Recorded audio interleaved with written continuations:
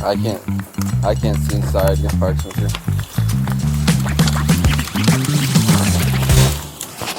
Yeah, I can't see anything.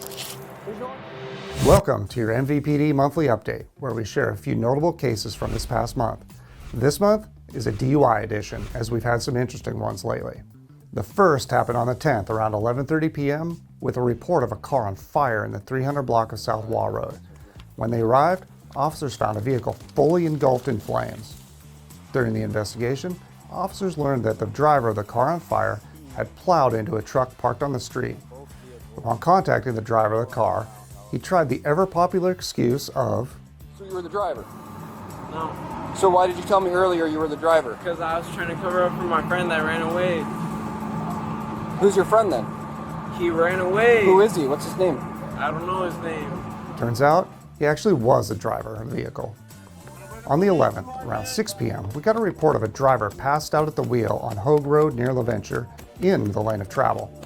Upon arrival, officers found the driver passed out with the car in drive, his foot on the brake, and his beer still in his lap. They tried to wake him up with no success, so they had to use their lockout tool to unlock the door and wake him up. On the 15th, just before 6 a.m., officers got a report of a crash at the intersection of 18th and Fur. It was found that the car had run a red light, causing him to crash into another car, then continue driving and crash into a piling further down the road. Yeah, but you hit a car up there. That's why your car's all messed up. Yeah. Yeah. Upon contacting the suspect driver, they smelled a strong odor of alcohol along with other signs of impairment and saw empty beer cans in the car. What's up? My church is right here. Yeah? Do you have your driver's license on you? On the 15th, just before midnight, we got a report of people possibly using drugs in a vehicle at a local business. When officers arrived, they found two people passed out, with the driver having drug paraphernalia and suspected drugs in his lap. On contact, the subjects refused to get out of the car, and watch what happens next. Just drive him out of here.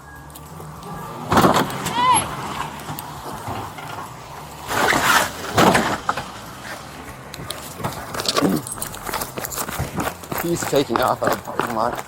After crashing into two police cars and fleeing, officers pursued the car for several minutes, but ultimately discontinued in the interest of safety to the public. On the 20th, about 3 p.m., officers responded to a report of a crash in the parking garage at the library. It was reported that a vehicle had torn off its front bumper. Do you need any medical assistance? Okay, so here's what I got called to a collision, okay? So we're here to make sure you're okay, okay? But I also smell alcohol coming from the inside of the vehicle. What are you doing? What's that? Upon contact, the officer saw an open can of alcohol in the center console. A review of surveillance video showed that the suspect had crashed into a bollard on her way into the garage, then crashed into another car while pulling out of her parking stall, ripping her entire front bumper off. In each of these cases, the drivers were charged with DUI and various other crimes. We are fortunate that though some of these cases involved significant property damage, there were no serious injuries. With this being the holiday season, we know that many of our celebrations will involve alcohol. If yours is one of those, please make sure you have a sober driver, use a rideshare, or stay where you are. Thanks for watching. We hope you have a safe and enjoyable holiday season, and we'll see you next month.